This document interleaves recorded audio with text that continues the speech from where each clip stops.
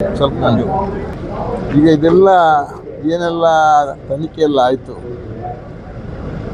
ಅದನ್ನೆಲ್ಲ ನೋಡುವಾಗ ಈಗ ಸಿ ಬಿ ಐ ಕೊಡಿಸಿದ್ದು ನಾನು ಅಸೆಂಬ್ಲಿಯಲ್ಲಿ ಹೇಳಿ ಸಿ ಬಿ ಐ ಕೊಡಲೇಬೇಕು ಅಂತ ಹೇಳಿ ಒತ್ತಾಯ ಮಾಡಿದ ಪ್ರಕಾರ ಆ ತನಿಖೆಯನ್ನು ಸಿ ಬಿ ಐ ಕೊಟ್ಟರು.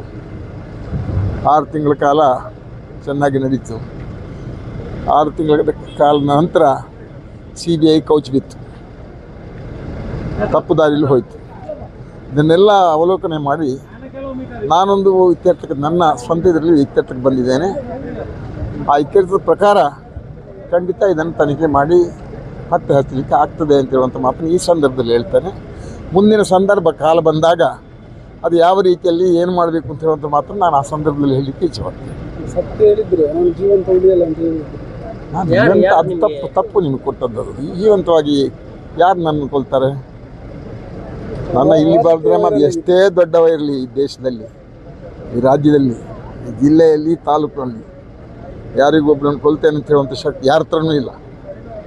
ಅದು ಎದುರಿಸುವಂಥ ಶಕ್ತಿ ಇದೆ. ನನ್ನನ್ನು ದೇವರು ರಕ್ಷಣೆ ಮಾಡ್ತಾರೆ, ಎಲ್ಲ ತೊಂದರೆಗೆ ರಕ್ಷಣೆ ಮಾಡ್ತಾರೆ, ನನಗೆ ಆಶೀರ್ವಾದ ದೇವರದ್ದಿದೆ ಅಂತ ಹೇಳುವಂಥ ಮಾತನ್ನು ಹೇಳಿದ್ದೇನೆ. ಅದನ್ನು ತಿಳಿಸಿಕೊಟ್ಟಿದ್ದಾರೆ. ಸರ್, ಇವಾಗ ನಿನ್ನೆ ಕಾರ್ಯಗಳಲ್ಲಿ ಮಾಜಿ ಶಾಸಕರು ಬರ್ತಾರೆ ಅಂತ, ಮತ್ತೆ